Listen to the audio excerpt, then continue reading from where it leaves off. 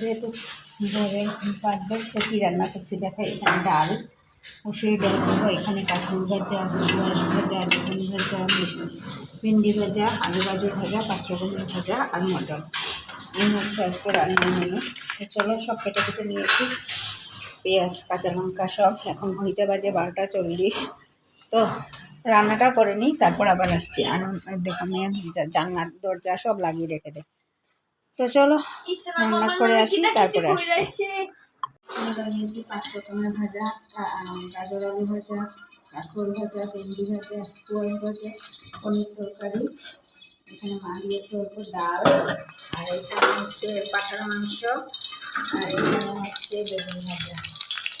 এইটা হচ্ছে lunch menu birthday করে। তো চলো ব্লগটা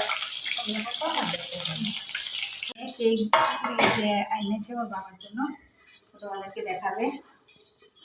এই হচ্ছে কি বাবার কেক, এই যে দুটো কেক, ঠিক আছে, দুটো নিয়েছি, ছোট ছোট ব্যান্টো কেক।